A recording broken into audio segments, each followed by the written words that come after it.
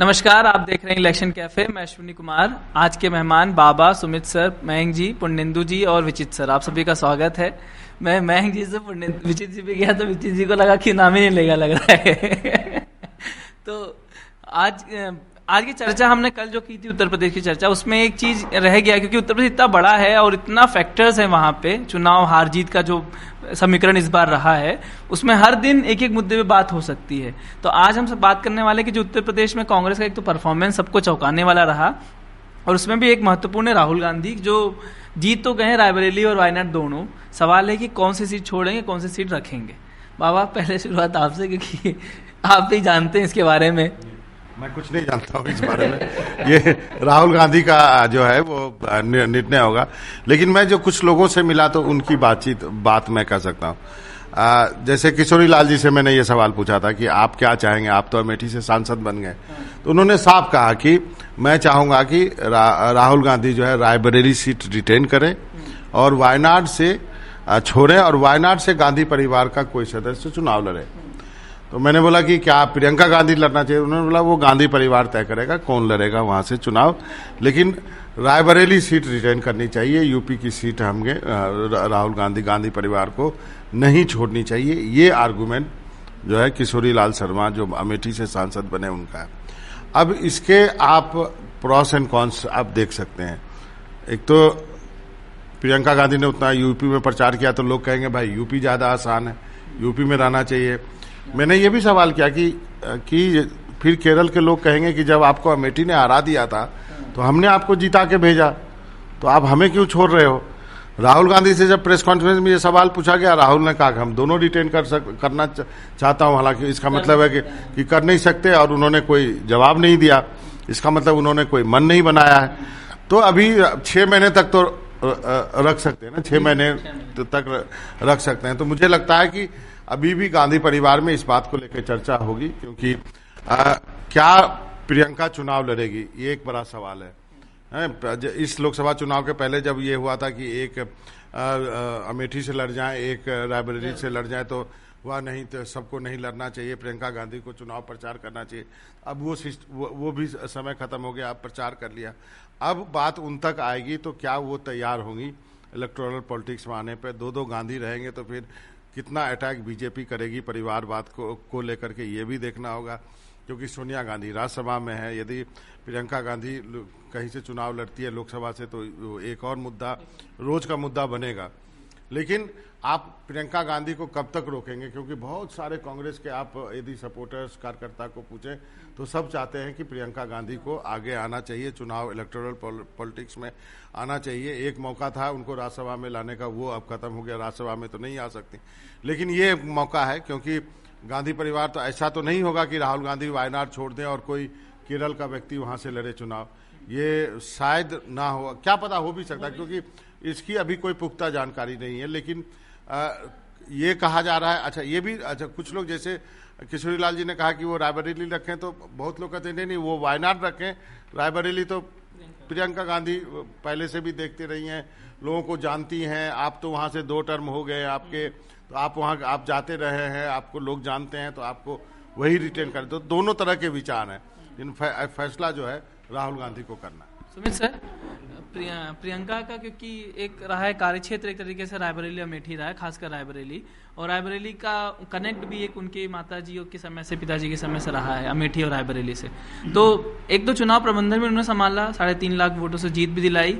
अब वापस से वही कहानी आ जाती है कि कौन, क्योंकि प्रियंका कई बार मना कर चुकी है, वो पॉलिटिक्स में अभी इलेक्टोरल पॉलिटिक्स में नहीं आना चाहिए, हालांकि वो देखती हैं सब कामकाज। अगर इन केस चुनना पड़े तो राहुल को क्या चुनना चाहिए जिसका संदेश ऑल ओवर इंडिया में पार्टी के लिए और उनके लिए सही संदेश होगा? देखिए, हम उनको सलाह देने वाले कोई नहीं होते, वो अपने हिसाब से तय करेंगे।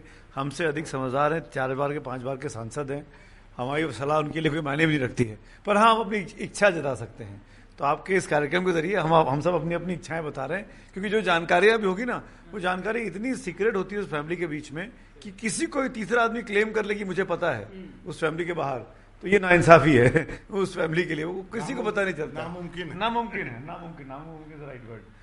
तो इच्छा, अब लॉजिक के साथ बात करते हैं, आदमी क्यों चुनाव लड़ता है? अपनी राजनीतिक जमीन तैयार करने के लिए। और ऐसा कोई भी आदमी ऐसा नहीं कि ये सोच के आता है राजनीति में कि मैं एक बार चुनाव लड़ूंगा उसके बाद संन्यास ले लूंगा। जो एक बार लड़ता है तो जीतने के लिए लड़ता है, और जब जीत जाता है तो उसको रिटेन करने के लिए लड़ता है कि भाई राजनीति में मेरा वर्चस्व, मेरा काया, मेरा दबदबा बना रहे। राहुल गांधी की जहां तक बात है, वायनाड और रायबरेली, इस बात से कोई इनकार नहीं कर सकता, ये तो फैक्ट भी है कि यूपी की वजह से गांधी परिवार बना है ना। तो सब लोग यूपी से आए, यूपी का परिवार है। फूलपुर, इलाहाबाद, अमेठी, रायबरेली, सुल्तानपुर, ये ऐसा इलाका है पूर्वी उत्तर प्रदेश का जहां से गांधी परिवार ने 50 से लेकर आज तक की और पॉलिटिक्स की है। तो ऐसे में इस वक्त में जब गांधी परिवार का कोई भी व्यक्ति सपोज वो रायबरेली छोड़ देते हैं, तो क्या ये वायबल होगा? मेरे ख्याल से मुझे ऐसा लगता है और मेरा ऐसा मानना है, अपनी जो भी छोटी बहुत राजनीतिक समझ है थोड़ी बहुत भी, कि उनको यूपी तो बिल्कुल नहीं छोड़ना चाहिए। बहुत मुश्किल से यूपी में कांग्रेस पार्टी की जमीन जो खत्म हो गई है, यूपी के जो कांग्रेस का काडर खत्म हो गया है। आप आज भी कांग्रेस की रैलियों में जाइए यूपी में कवर करने के लिए, तो वही गिने चुने 25-30 चेहरे दिखाई देते हैं। कोई नया चेहरा, कोई बड़ा चेहरा, कोई इंपॉर्टेंट चेहरा, कोई ऐसा व्यक्ति जो इन्फ्लुएंसर हो सोसाइटी के अंदर, नॉट द सोशल मीडिया का, सोसाइटी के अंदर कोई बड़ा दबदबा रखने वाला व्यक्ति कांग्रेस पार्टी से जुड़ता हुआ उत्तर प्रदेश में नहीं दिखता है। वो यहाँ वहाँ और पार्टियों के साथ दिख जाता है, अखिलेश के साथ दिख जाता है, बीजेपी के साथ दिख जाता है। कांग्रेस के साथ बहुत कम ऐसा हो रहा है। बहुत इक्का दुक्का चेहरे आए हैं जो यूपी में जो कांग्रेस की ग्रोथ को नहीं बढ़ा सके। तो अब जब लग रहा है कि कांग्रेस पार्टी 1 से बढ़कर 6 सांसद जीत गई है इस बार, तो यूपी में एक रिवाइवल का मौका उसको दिख रहा है। तो इस परिस्थिति में ये सोचकर कि भाई ये जमीन तो प्रियंका गांधी की है, प्रियंका गांधी इसको तैयार करेंगी, तो प्रियंका गांधी के लिए मैं छोड़ दूं और मैं वो लड़े यहाँ से, हमको नहीं भूलना चाहिए यूपी में कांग्रेस की सरकार नहीं बनी है, दिल्ली में कांग्रेस की सरकार नहीं बनी है। कांग्रेस की अभी भी 52 से बढ़कर 99 सांसद ही हुए हैं। अभी भी कांग्रेस बहुमत से 150 पौने 200 सांसद दूर है। तो कांग्रेस के लिए बहुत बड़ा रास्ता तय करना है। तो ऐसी परिस्थिति में मेरा ऐसा मानना है कि इस केस को लेके कि प्रियंका गांधी को, अगर जैसा कि मेरा ऐसा मानना है कि प्रियंका गांधी पॉलिटिक्स में आने को तैयार है। प्रियंका गांधी ने इस पूरे कैंपेन को जितने मैच्योरली हैंडल किया है उतना किसी भी पॉलिटिशियन ने नहीं किया इस 3 महीने के दौरान। तो ये कहना कि प्रियंका गांधी पॉलिटिक्स में नहीं आएंगी या नहीं आएंगी, परिवार का अंदरूनी मामला है, ये सब अब बहाने हैं। अब वो वक्त का इंतजार हो रहा है। तो प्रियंका गांधी जो यूपी को संभाल सकती हैं, यूपी जैसी टेढ़ी सीट को संभाल सकती हैं, अमेठी रायबरेली को संभाल सकती हैं, जो ऑलमोस्ट जमीन नाक के नीचे से निकल ही गई थी, अमेठी तो हार ही गए थे, उसको अगर प्रियंका, क्योंकि ये प्रियंका की जीत है, ये राहुल से अधिक प्रियंका की जीत है। उन्होंने जो 15 दिन वहाँ कैंपेन किया और आखिर के 3-4 दिन तो उसी इलाके में घूमती रही, नहीं इसीलिए स्मृति ईरानी जैसी बड़ी नेता को वहाँ पे हरा भी पाई कांग्रेस पार्टी। तो मुझे ऐसा लगता है कि प्रियंका गांधी ने जो काम करना था कर दिया। राहुल गांधी को रायबरेली रिटेन करना चाहिए। और जहां तक रही केरल की बात कि भाई आपने केरल ने मुसीबत के वक्त हमारा साथ दिया, बिल्कुल साथ दिया। केरल ने जो मुसीबत के वक्त दिया बीते 5 सालों में, तो राहुल गांधी भी उनके साथ खड़े रहे। हाथियों वाला मामला आया हो तब राहुल गांधी वहां गए, जब किसी के महूद की हत्या हो गई थी, है ना, हाथी की वजह से कर्नाटक से पैसा दिलवाया। तो मतलब उन तमाम इश्यूज पर राहुल गांधी केरल को छोड़ा नहीं उन्होंने। अगर उस वायनाड सीट पर अगर मान भी लिया जाए कि गांधी परिवार की वो सीट हो गई है, तो प्रियंका गांधी वहां से लड़ सकती हैं। और राहुल के बदले अगर प्रियंका लड़ेंगी उस सीट से, तो वो सीट ये नहीं मानी जाएगी कि गांधी परिवार ने उसको छोड़ दिया है। जैसे किशोरीलाल के केस में ये कहा गया कि मतलब कि अपने किसी कर्मचारी को वहां से खड़ा कर दिया, अपने किसी व्यक्ति को खड़ा कर दिया, खुद डर गई है, खुद लड़ना नहीं चाहते हैं। इस केस में तो ऐसा हो ही नहीं सकता। इस केस में तो आपकी बहन लड़ेगी जाके। तो मुझे ऐसा लगता है कि और सबसे बड़ी बात, यूपी की सीट को अगर रिटेन करना है अश्विनी, तो बीजेपी को हराना पड़ेगा। जब भी जो बाई इलेक्शन होगा तो वो बीजेपी वर्सेस कांग्रेस होगा, और बीजेपी उसी खुंदक के साथ चुनाव में उतरेगी जिस खुंदक, और क्या पता कि इस बार नहीं इस बार स्मृति ईरानी उतर जाए। स्मृति ईरानी चुनाव हार गई है, स्मृति ईरानी खड़ा करते रायबरेली से कि लड़िए जाके आमने सामने की लड़ाई, है ना, प्रियंका गांधी से लड़िए। वो तो इस मामले में बीजेपी का 4 कदम आगे चलती है। वो फ्रंटल लड़ाई करने में विश्वास करते हैं, वो भिड़ने में विश्वास करते हैं, वो डरते नहीं है। वो बड़ी बड़ी चुनौतियां लेने में काम छोटे छोटे व्यक्ति को दे देते हैं, और फिर पूरी पार्टी उसको सपोर्ट करती है, पूरा सिस्टम उसका सपोर्ट करता है। तो ऐसे में प्रैक्टिकली फैसला ये मेरे हिसाब से ठीक रहेगा कि रायबरेली को वो रिटेन करें। उनके लिए और पार्टी के लिए, कांग्रेस पार्टी अगर यूपी में खड़ा होना चाहती है तो वहां बनी रहेगी। और केरल में कांग्रेस पार्टी बनी हुई है, वहां पर बीजेपी है ही नहीं। बीजेपी को केरल में अपने पैर जमाने में अभी कम से कम 10 साल और लगेंगे। अब पहली बार उनकी शुरुआत हुई है, पहली बार एक सांसद जीता है इस बार, सुरेश गोपी, तो वहां तक पहुंचने में टाइम लगेगा। तो उस जगह पे खतरा नहीं है, तो खतरे भी आप अवॉइड कर देंगे, अपने काडर को भी बना के रखेंगे, अपनी बहन को अपनी जगह पर लड़ा के वायनाड से, और यूपी भी आपके पास रहेगा। तो मेरा ऐसा मानना है कि राहुल गांधी वायनाड छोड़े और प्रियंका गांधी वहां से लड़े और रायबरेली को रिटेन करें, ये मेरा मानना है, कोई जानकारी के बेसिस पे नहीं बोल रहा हूँ। हम हाँ, ये बोलिएगा कि यूपी में जो प्रदर्शन रहा कांग्रेस का, जो 9 में 21 था, उसका कम होते गए और वापस अब 7 हुए, वो क्या दिखाता है? क्या वो प्रदर्शन ये दिखाता है कि आगे चल के आपकी राह अच्छी है? दूसरा, स्मृति की हार आपको क्या लगता है? चूंकि ग्राउंड पे गए नहीं है, इसीलिए अमेठी में शर्मा जी कैसे जीते और स्मृति जी कैसे हार गई, इस पे हम बहुत ज़्यादा बोल नहीं सकते, कोई इंसाइट नहीं है मेरे पास। लेकिन मोस्टली इनके हर बात से हम सहमत हैं कि राहुल गांधी, अगर हमको सलाह देना होता तो राहुल गांधी को बोलते कि रायबरेली रिटेन कीजिए। लास्ट में पहले हम बोलते थे कि नहीं, उनको वायनाड रिटेन करना चाहिए। अब देखिए, इस बार का जो वर्डिक्ट आया है, इंडिया गठबंधन को 2 ही स्टेट से बड़ा होप मिला है। एक जगह 4 महीने में विधानसभा चुनाव और महाराष्ट्र में हो रहा है, और एक जगह 2.5 साल के बाद होना है, 2027 में होगा यूपी में, अर्ली 2027 में। और इस दोनों स्टेट से इंडिकेशन इस बार के चुनाव में मिला है कि बड़ा बदलाव हो सकता है। अब देखिए ना, बीजेपी के लिए 2 शोकेस एरिया जो है यूपी का, एक है बनारस और एक अयोध्या।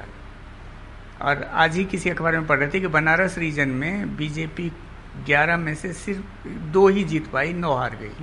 वो मिर्जापुर और वाराणसी को छोड़ के बाकी सब। हाँ, और अयोध्या में भी वो 7 में से 5 हार गए।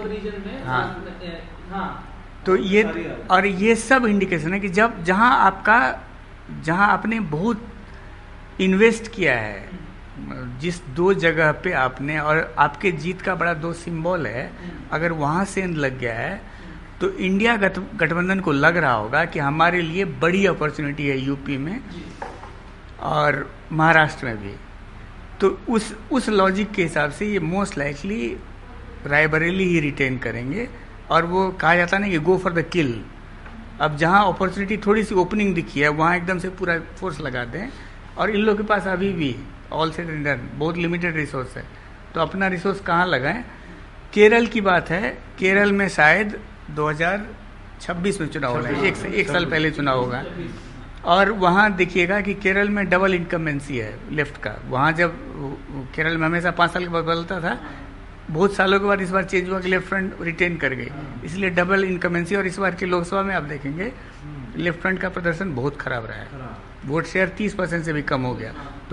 तो लेफ्ट का रिवाइवल का चांस केरल में बहुत कम है, इसीलिए वो उसको रिटेन करना बाई इलेक्शन में भी बहुत आसान होगा। और उसमें वायनाड का हम लोगों ने हिस्ट्री देखी है, 17 अभी तक के 17 चुनाव में 10 या 11 बार मुस्लिम लीग वहाँ से चुनाव जीती है। वो वही उसी का सीट था जिसको, और 2 बार से राहुल जीते हैं। तो लॉजिकली यही लगता है कि रायबरेली रिटेन करेंगे और ज़्यादा फोकस यूपी में करेंगे। उस हिसाब से हम, बड़ा स्टेट है और आपके रीच से बिल्कुल बाहर हो गया था। हम में से किसी को भी उम्मीद नहीं थी कि बीजेपी का खराब प्रदर्शन होगा उत्तर प्रदेश में। अगर वहाँ हुआ है तो इन सब के लिए बड़ी अपॉर्चुनिटी है, तो उस अपॉर्चुनिटी को कैश इन करने का कोशिश करेंगे, पूरा जोर लगाएंगे। आपको क्या हार तो एक बता दीजिए, क्योंकि महेंद्र सर ने बोला नहीं, लेकिन आप तो जानते हो हार के कारण। नहीं, मैं भी नहीं गया था इन्हीं की तरह जाने के लिए सिर्फ ये लोग गए थे। लेकिन हार का जो खासकर अगर प्रियंका जी चुनाव लड़ रही थी तो प्रियंका को वापस चुनाव लड़ना चाहिए। देखिए जैसे सब लोग कहें उसी तरह से मैं भी हूँ कि क्या करना चाहिए। तो जब पहले बाबा बोले, फिर सुमित जी, फिर मयंक जी, तो मुझको एक लोक कथा याद आ रही थी कि एक गांव में चोरी हुई। तो सब लोग बता रहे थे, सब लोग गए वहां पर सहानुभूति जताने, जिसके घर में चोरी हुई थी, जो पीड़ित था। तो सब लोग बोल रहे थे कि चोरी हुई है, कैसे हुई होगी, ये हुई होगी, वो हुई होगी। और आखिर में हर कोई यही कहता था कि चोरी किसी चोर ने ही की है। वैसे ही हम लोग भी यही कह सकते हैं कि ये तो उनका परिवार तय करेगा।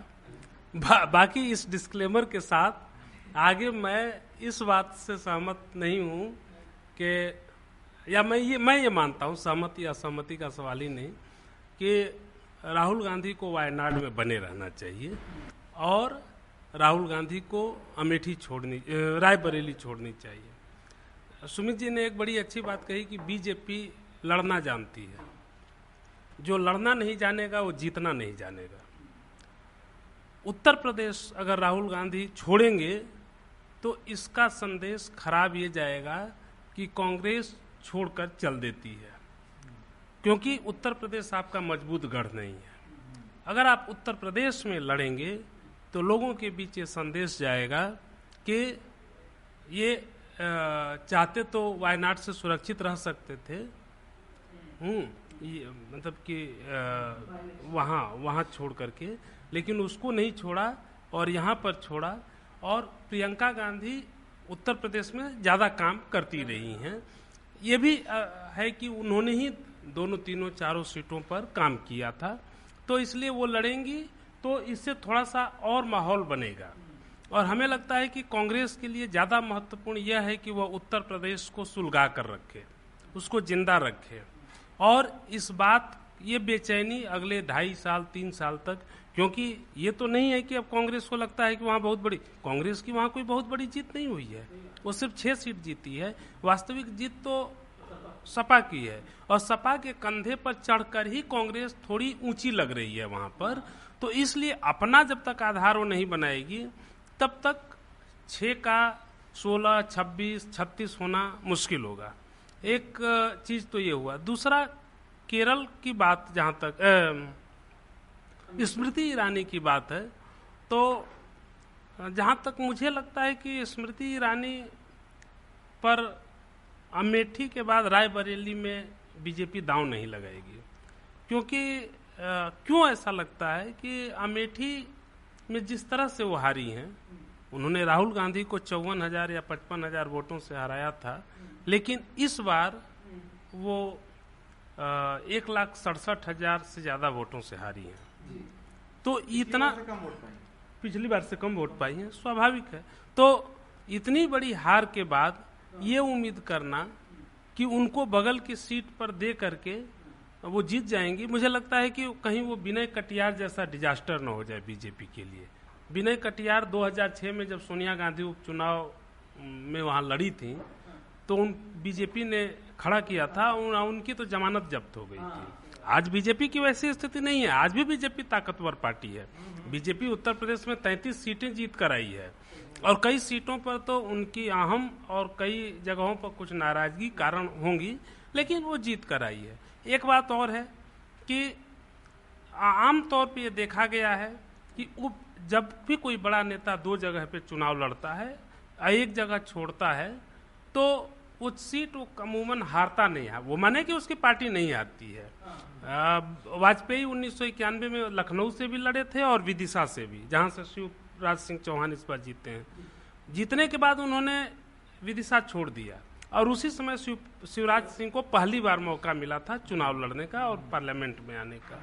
91 में वो किए। फिर 1996 में भी जब हवाला के कारण आडवाणी नहीं लड़े तो वाजपेयी लखनऊ से भी लड़े थे और गांधीनगर से भी, फिर बाद में उन्होंने उसको। वैसे ही मोदी ने 2014 में दोनों जगह से लड़ा, तो उन्होंने देखा कि नहीं, उत्तर प्रदेश में संभावना ज्यादा है, इसको बना के रखना है, वो तो हमारा ये है। मुझे लगता है कि कांग्रेस को तो बहुत बड़ा अपवाद है जी। फूलपुर का उपचुनाव और गोरखपुर का उपचुनाव 2018 में शायद हुआ था। हाँ, तो एक योगी जी का सीट था और मौर्य जी का सीट था और दोनों बीजेपी उपचुनाव में हार गई थी। नहीं, मैं सर कह रहा हूँ कि जो बड़े नेता जो 2 जगह से छोड़े थे उनकी बात, उनकी बात में ये नियम हम बोल रहे हैं कि यूपी अपवाद है इस हाँ, ट्रेंड का। बिल्कुल ये हो सकता है, लेकिन कांग्रेस को लड़ना चाहिए और ये डर से नहीं कि हम अमेठी रायबरेली हार जाएंगे, क्योंकि रायबरेली जब 2019 के प्रचंड लहर में नहीं हारे तो आज हार जाएंगे, इसकी कम गुंजाइश है। और आज जब माहौल कांग्रेस के लिए थोड़ा बना हुआ लग रहा है, उसमें भी अगर ये डर जाएंगे तो इतने डर के क्या राजनीति करेंगे।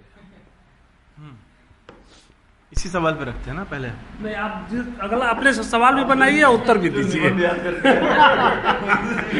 चलिए, आप लोगों ने अपना अपना निबंध पढ़ दिया है, अब मेरी बारी है। तो नहीं, हमारा एक्सटेम्पोर में मामला है, जो भी विषय होगा हम बोल देंगे। नहीं, बात यह है जो रायबरेली या वायनाड वाली, तो देखिए राहुल गांधी रायबरेली लड़े ही इसलिए थे कि उनको वो छोड़ना नहीं था। ये मुझे पूरा इस बात का यकीन है, वरना वो लड़ते ही नहीं। और जिस तरह से इमोशनल होकर सोनिया गांधी ने बोला कि मैं अपना बेटा सौंप रही हूँ, ये सब बोलने के बाद मुझे नहीं लगता कि गांधी परिवार अब ये कहेगा कि भाई राहुल गांधी वापस वायनाड चले जाएंगे। नहीं लगता मुझे उस लेवल पे वो बार बार रिपीट। देखिए वो परिवार जितना हम समझते हैं वो बार बार उस तरह के वो नहीं करेंगे वो लोग। हाँ, जिस तरह से वो सोनिया गांधी ने वो किया है ना, मुझे नहीं लगता कि अब वो राहुल रायबरेली छोड़ेंगे, जितना मेरी समझ है। मैं गलत हो जाऊं अलग बात है। तो वो एक मुझे निर्णय के हिसाब से वो लगता है। और मुझे ये भी लगता हो सकता है केरल से प्रियंका भी न लड़े, कोई नया नाम आए, इसकी भी एक संभावना है। ये भी एक वो है, क्योंकि प्रियंका की बातचीत से भी जो मुझे लगता है कि वो शायद वो कैंपेन और संगठन उस पर ज्यादा काम करना चाहती हैं। अभी वो इलेक्टोरल उसमें बहुत जाना नहीं चाहती हैं। उनके जो हाल फिलहाल के इंटरव्यूज मैंने सुने, वो हो सकता है अगले में लड़े। केरल को हो सकता है कोई कांग्रेस लोकल फेस दे, वो एक मुझे ऐसा लगता है। लेकिन एक चीज कांग्रेस की स्ट्रेटजी से भी हो सकती है कि प्रियंका की जो अपील है वो हिंदी भाषी राज्यों में ज्यादा है। क्योंकि अगर आप भाषा के स्तर पर देखेंगे तो प्रियंका गांधी की हिंदी बहुत बेहतर है। राहुल कई बार बोलते हुए वो शब्द ढूंढते हैं, प्रियंका को उसकी जरूरत नहीं होती। क्या कांग्रेस के लिए अच्छा नहीं है कि राहुल वायनाड रिटेन करें और प्रियंका रायबरेली से लड़े और जीते, या नॉर्थ पे फोकस ज्यादा प्रियंका गांधी करें और साउथ पे? क्योंकि धीरे धीरे कांग्रेस ने साउथ में अपनी स्थिति बेहतर की है। कांग्रेस को जो सीटें आई हैं उसमें साउथ का बहुत बड़ा रोल है। सबसे ज्यादा केरल से कांग्रेस को सीटें मिली हैं। उसके बाद वहां पर 9 सीटें, मतलब महाराष्ट्र को एक बीच का छोड़ दें एक पार्ट, तो केरल से उसकी अच्छी सीटें आई हैं, तमिलनाडु से अच्छी सीटें आई हैं और तेलंगाना से, कर्नाटक से तो एक बड़ी सीटें आई हैं। और फिर उसके बाद मतलब महाराष्ट्र तो खैर है ही है, राजस्थान महाराष्ट्र इसमें, और ये पंजाब भी है। तो राहुल गांधी अपना साउथ वाले, क्योंकि साउथ में अपील तो है राहुल गांधी की, साउथ के लोगों ने राहुल को एक्सेप्ट कर लिया किस तरह से भाई वहां पे वो सांसद रहे। उन्होंने अपना जो स्टार्ट किया यात्रा का कन्याकुमारी से किया, तो वो उन्होंने एक अपनी एक पैन इंडिया इमेज बनाई है। फिर देखिए दूसरा उन्होंने नॉर्थ ईस्ट चुना, तो एक सॉफ्ट इमेज है राहुल की जिस तरह की, वो बहुत हार्ड लाइनर टाइप के नेता नहीं है। और जो भारत यात्रा से ना उन्होंने अपने इमेज का मेकओवर कर लिया है। वो एक जो पहले जो बीजेपी ने जिस तरह से कैंपेन किया कि शहजादे हैं, सिल्वर स्पून बॉय हैं, राहुल गांधी पप्पू का मतलब आईटी सेल जो भी विपक्ष के वो मतलब वो एक पप्पू की इमेज बना दिया राहुल गांधी। लेकिन भारत यात्रा से उनकी पर्सनालिटी में थोड़ा आपको चेंज दिखेगा। अब मैं देखता हूँ ज्यादा सहज हैं और वो आम आदमी से वो बहुत आसानी से कनेक्ट करते हैं। जब भी वो रैलियों में जा रहे हैं, भीड़ में जा रहे हैं, अभी आपने देखा इस पूरे चुनाव में जो राहुल गांधी के वीडियोस आए, जैसे अखिलेश यादव, फूलपुर में रैली नहीं हुई, जो अखिलेश के साथ उन्होंने मंच पर वहां एक स्पॉन्टेनियस वीडियो बनाया। राहुल गांधी की जो सहजता है वो अब बहुत सहज दिखते हैं बातचीत में। कई बार होता था बोलते समय कुछ वो उनका कनेक्ट नहीं हो पाता था लोगों के साथ, अब वो कनेक्ट बढ़ा है। तो उस हिसाब से मुझे लगता है कि साउथ पे अगर वो फोकस करते और इधर प्रियंका नॉर्थ पे करती तो एक स्ट्रेटजी ये भी हो सकती थी। लेकिन ये तो मतलब मेरा पर्सनल थॉट हो सकता है। मुझे लगता है राहुल गांधी रायबरेली रिटेन करेंगे। केरल में वो प्रियंका शायद मुझे नहीं लगता लड़ेंगी, कोई नया ही नाम होगा, हो सकता है केरल का कोई लोकल हो, जो भी हो, मैं गलत भी हो सकता हूँ, मुझे अंदरूनी कोई इन्फॉर्मेशन है, ये सिर्फ मैं अपनी समझ से एक जो मुझे लगता है कि ऐसा होने जा रहा है वो है, मैं गलत भी हो सकता हूँ। फिर एक सवाल आपने क्या अमेठी का पूछा, स्मृति ईरानी का जो सवाल पूछा था। देखिए मैं भी अमेठी तो गया नहीं, लेकिन यूपी का हूँ, इलाहाबाद का हूँ, अमेठी बहुत दूर नहीं है और रिलेटिव्स हैं बहुत सारे उस इलाके में और तमाम जानने वाले हैं स्थानीय पत्रकार। उनसे बातचीत पे लगा कि स्मृति ईरानी का जो अपने कार्यकर्ताओं के साथ जो बातचीत करने का तरीका, वो एक बड़ा मुद्दा वहां बन गया, वो कहीं ना कहीं इम्पैक्ट डाला। मैंने कल भी एग्जांपल दिया था वो मुरली मनोहर जोशी का, कि मुरली मनोहर जोशी एक बड़े कद के नेता थे और ऐसा नहीं कि उन्होंने काम नहीं कराया था। इलाहाबाद में एक जो बहुत लंबे समय से मांग थी यमुना पर एक पुल की, क्योंकि अंग्रेजों के जमाने का जो पुल बना था उसके बाद कोई पुल बना ही नहीं था, वो मुरली मनोहर जोशी ने बनवाया उसको। लेकिन उसके बाद भी वो हारे। उसकी सबसे बड़ी वजह बनी कि उनका कार्यकर्ताओं के साथ व्यवहार जो बड़ा रूखा था, वो बहुत एक होता है ना जैसे एक्सपेक्ट करता है आदमी कि आप बहुत थोड़ा सा विनम्र होकर बात करेंगे, थोड़ा सा वो प्रोफेसर आदमी थे, फिजिक्स के प्रोफेसर थे, तो वो उतना सॉफ्ट थे नहीं बातचीत में, थोड़ा स्ट्रिक्ट थे। अगर कुछ लोगों से गलतियां होती थी तो डांट भी देते थे। वो उस समय बड़ा मुद्दा रेवती रमन ने बनाया। आप देखिए इस पूरे चुनाव में यही चर्चा होती रही कि कितने विनम्र हैं ये किशोरी लाल, कितने विनम्र हैं, उनकी एरोगेंसी की चर्चा। अब तो सोशल मीडिया का जमाना है, बहुत सारे ऐसे वीडियोस वायरल किए गए उनको लेकर के, तो ये सारा फैक्टर ने कहीं ना कहीं वो किया। फिर बाकी तो बहुत सारे मुद्दे हैं कि भी प्रशासन ने सहयोग नहीं किया तो क्या हुआ, और दूसरा आपने जो विपक्ष के विधायकों को तोड़ा, ये तोड़फोड़ वाली पॉलिटिक्स ना अश्विन बहुत हिट नहीं हुई है। आप देखिए ना, ये जो गायत्री प्रजापति की पत्नी वो शामिल हुई, वहां से भी देखिए हार गई वो। फिर राकेश सिंह वो विधानसभा सीट भी हार गए। मतलब मैं अमेठी रायबरेली का मिला के बोल रहा हूं। जो मनोज पांडे का ऊंचा हार, वहां से भी पीछे रहे बीजेपी। तो ये तोड़फोड़ बहुत काम किया नहीं है। जहां भी इन्होंने या जो इनके टर्न कोड थे ज्यादातर सफल नहीं हुए। आप देखिए रितेश पांडे अंबेडकर नगर से आ गए, जिन लोगों को भी इन्होंने मिलाया टर्न कोड इनके बहुत हिट हुए नहीं, बल्कि जो सपा में आए इनसे छोड़ करके, बल्कि उन्होंने थोड़ा बेटर फिर भी परफॉर्म किया है। अब अनुप्रिया पटेल को भी जो बड़े अच्छे मार्जिन से नहीं जीती हैं, तो वो जो रमेश बिंद जिनको टिकट दिया था वो बड़ी तगड़ी फाइट दी है वहां पे उन्होंने। एक तो हारी गई अपनी रॉबर्ट्सगंज वाली सीट ये। तो ये सारी चीजें हैं। अब आप मुंबई से कृपा शंकर सिंह को लाए, मतलब जनता ने उसको बहुत एक्सेप्ट किया नहीं। संगम लाल गुप्ता जो प्रतापगढ़ से आपने टिकट दिया, उनका मेन काम मुंबई में है। अब स्थानीय लोगों में मैसेज जाता है कि ये करोड़पति हैं, अरबपति हैं, तो टिकट उन्होंने किसी तरह मैनेज कर लिया होगा, इनका लोकल कनेक्ट। बदतमीज भी है, ये भी गया था संगम लाल, ये भी गया था। तो ये सब बड़ी नाराजगी स्थानीय स्तर पर थी, जिसका इम्पैक्ट पड़ा, और वो सारी चीजें कहीं ना कहीं काम किया है। जी आप बताइए। तो मिला 5 लोग हैं सर यहाँ पे ही, जैसे मतलब 5 लोगों का 5 राय अलग अलग। 2 लोगों की राय अलग थी, उनकी राय अलग है, पुण्येंदु जी की, और विचित सर की राय अलग है। बाबा कह रहे हैं कि आप विचित जी वायनाड, और ये नहीं ये कह रहे थे कि रायबरेली पे रिटेन करना चाहिए और वायनाड से कोई और लड़ेगा। विचित जी कह रहे थे कि रायनाड से रायबरेली से प्रियंका को लड़ना चाहिए, और आप दोनों कह रहे हैं कि रायबरेली इनको रहना चाहिए, वायनाड छोड़ देना चाहिए। बाबा आप भी कुछ कह ही दो। मैंने ये नहीं कहा कि रायबरेली उनको रिटेन करना चाहिए। मैंने ये कहा था कि जिस तरह से सोनिया गांधी ने बोला था कि मैं अपना बेटा सौंप कर रही हूं, मुझे नहीं लगता उसमें उनका डिसीजन ऑलरेडी फाइनल हो गया था। क्योंकि आप देखिए जब वायनाड पे मतदान हो गया है, उसके बाद उनका नाम घोषित हुआ है। बात समझिए आप। तो वो सब पूरा रणनीति के साथ ही हुआ है। मुझे नहीं लगता राहुल गांधी रायबरेली छोड़ेंगे, वायनाड वो छोड़ेंगे।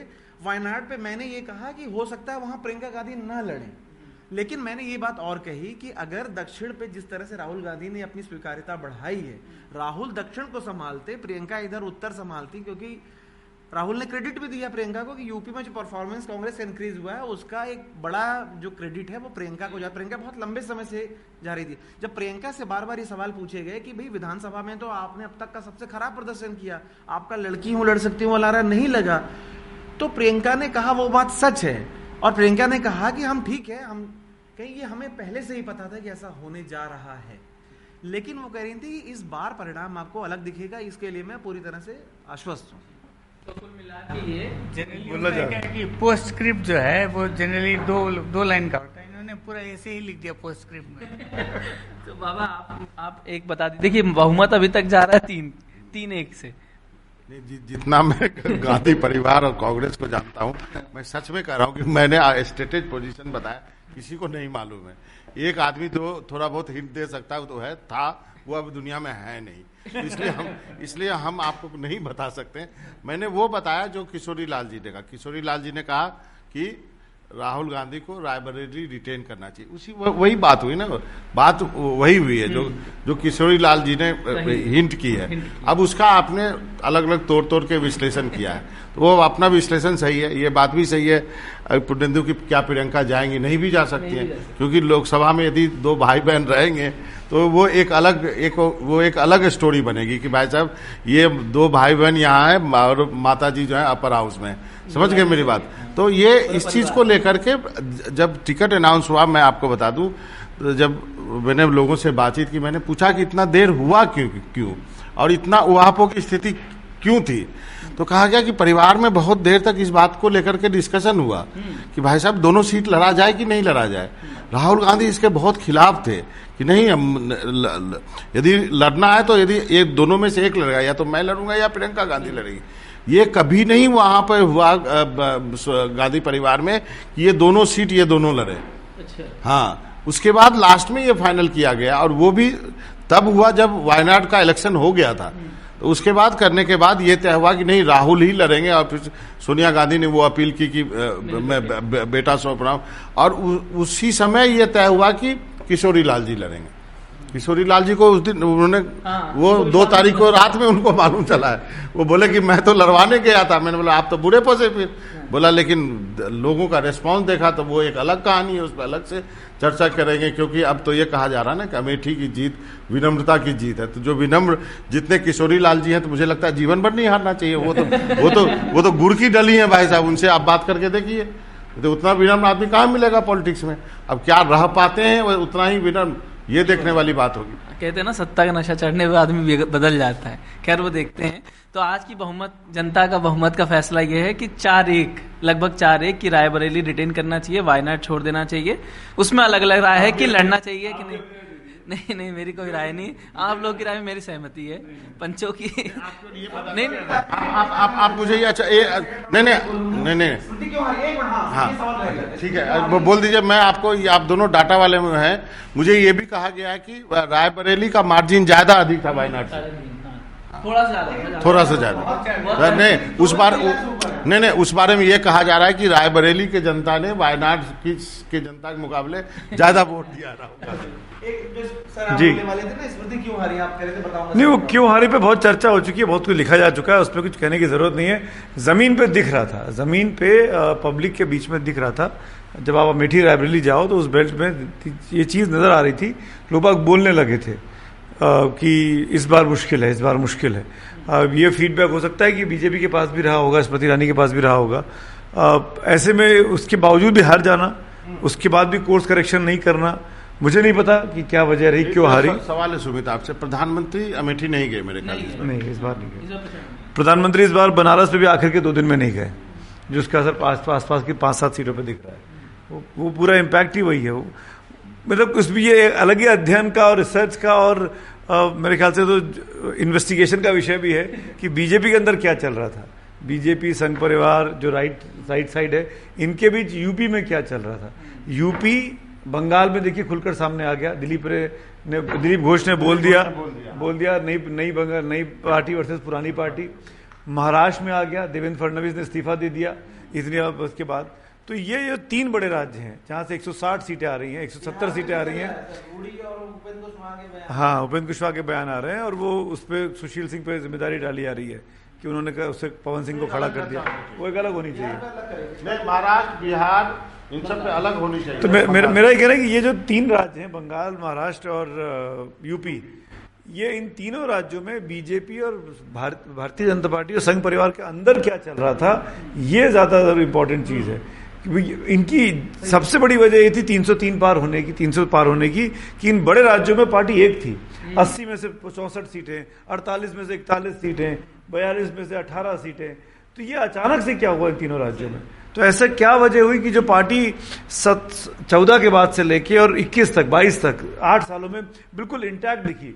सब लोग अपने अपने डिफरेंसेस भूल गए, सब मिलकर एक ध्येय के लिए काम कर रहे थे कि दिल्ली में सरकार बननी चाहिए, दिल्ली में मजबूत सरकार बननी चाहिए। वो अचानक से 21 बंगाल में चुनाव कब हुआ है? 21 से 22 में, 21 से लेके 24 के बीच में ऐसा क्या हो गया? 22 में यूपी में हुआ, तो 22 से लेके 24 के बीच में क्या हो गया ऐसा इस 1.5-2 साल में? जबकि इस साल मंदिर भी हुआ, आपका सबसे बड़ा प्रोजेक्ट पूरा हुआ, वो काम भी हुआ। तो कहीं ना कहीं कुछ ऐसी चीजें जो हमको नहीं पता है, जो हमको, जिसका मुझे इल्म नहीं है, आपको नहीं है, किसी को नहीं है, उस पर भी मेरे ख्याल से मंथन जब चलेगा, चीजें निकल कर आएंगी, तब देखेंगे।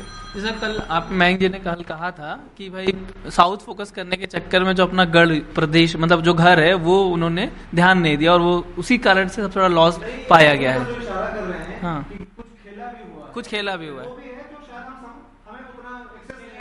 एक बहुत लॉजिकल चीज है।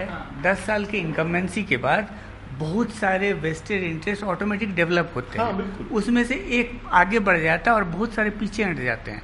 तो जो पीछे हट जाते हैं, साइडलाइन होते हैं, उनका ग्रज होता है। तो वो स्वाभाविक है इतने लंबे इनकम्बेंसी के बाद। जो पिछली बार इसीलिए नहीं था कि 5 ही साल का था इनकम्बेंसी, और उसमें और नए जोश के साथ उसको कंसोलिडेट करने के लिए शायद ये भी फीडबैक रहा होगा कि यूपी में तो कुछ करना ही नहीं। हम लोग को भी यही लग रहा था कि यूपी में तो कुछ होने भी वाला नहीं है। इसीलिए कॉम्प्लेसेंसी होगा और वेस्टेड इंटरेस्ट में से बहुत सारे क्लेमेंट में से कुछ फेवर कर दिए गए, कुछ इग्नोर कर दिए गए। तो ये सब स्वाभाविक है। एक लास्ट वर्ड बोलूंगा। जो बात मयंक जी ने कही ना कि 10 साल का, अभी आप याद कीजिए मनमोहन सिंह के 10 साल के बाद एक आंदोलन कितना फेटिक हो गया। वो तो एक आंदोलन पैदा हो गया था जिससे कि वो डेसिमेट हो गए। नहीं तो वो यदि उस ढंग का नैरेटिव नहीं होता तो उनकी भी हालत ऐसी ही, मतलब किसी तरह सरवाइव कर सकते थे यदि अन्ना का आंदोलन नहीं होता। इसलिए 10 साल की एंटी इनकम्बेंसी को सीरियसली लेना चाहिए। लेकिन मेरा बस आखिर में खत्म करने से पहले, लेकिन एंटी इनकम्बेंसी फैक्टर सही बात है, लेकिन कई ऐसे स्टेट जहां नहीं काम किया, तो सिर्फ एक कारण नहीं हो सकता एंटी इनकम्बेंसी, क्योंकि मोदी अभी भी पॉपुलर है जितने पहले पॉपुलर थे। थोड़ा बहुत उनकी गिरावट हुई है। तो कल वर्तमान, मतलब मैं जैसे परसों भी मैंने कहा था अभी ये शो में कि वर्तमान जो सरकार रही ना अश्विनी, उन सरकारों के अगेंस्ट में ज्यादातर जगहों पर एंटी इनकम्बेंसी थी। उड़ीसा का सफा हो जाना, आंध्र प्रदेश में सफा हो जाना, कर्नाटक में कांग्रेस की सरकार 1 साल पुरानी है लेकिन उतना अच्छा परफॉर्म नहीं किया है। भाई 28 में से अगर बीजेपी के पास 25-26 सीटें थी तो आपको 25-26 लानी चाहिए थी ना जवाब देने के लिए। आप नहीं ला पाए। कितनी 7 या 8 सीटें आई हैं कांग्रेस की। तो मेरा कहना है कि इसी तरीके से यूपी में एंटी इनकम्बेंसी का असर दिखाई दिया। कुमार के भाई हार गए। हाँ, डीके शिव कुमार के भाई हार गए। यूपी में एंटी इनकम्बेंसी दिखी, महाराष्ट्र में एंटी इनकम्बेंसी दिखी, बंगाल एकमात्र अपवाद दिखता है जहां पर ममता बनर्जी सरकार में रहते हुए भी इतने सालों के बावजूद भी अपनी संख्या बढ़ा ली थी। इसीलिए मैंने कहा कि ज्यादातर जगहों पर एंटी इनकम्बेंसी दिखी। ऐसा मेरा एक मोटा एक ट्रेंड कंटिन्यू कर गया। बहुत सालों से हो रहा है कि कर्नाटका का विधानसभा जो जीतता है नेक्स्ट ईयर उसकी सरकार केंद्र में नहीं बनती। इस बार भी हो गया वो विधानसभा की बात। हाँ, विधानसभा पलटता है ना। तो इस चुनाव में सर इतना बातें हैं, इतनी बारीकियां हैं कि जिस पर कई दिनों तक बात की जा सकती है। और एनडीटीवी इसलिए जाना जाता है इलेक्शंस के लिए। तो हम कोशिश करेंगे आने वाले दिनों में जो छोटी छोटी बारीकियां अलग अलग राज्यों की, उस पर आने देने वाले दिनों में हम बात करेंगे और बताएंगे क्या कारण थे एनडीए का, मतलब पूर्ण बहुमत तो आना लेकिन बीजेपी का पूर्ण बहुमत ना आना, और इंडिया के बढ़ोतरी में क्या कारण है। आज के लिए इतना ही। कल मिलते किसी और विषय के साथ। तब तक के लिए बहुत बहुत धन्यवाद।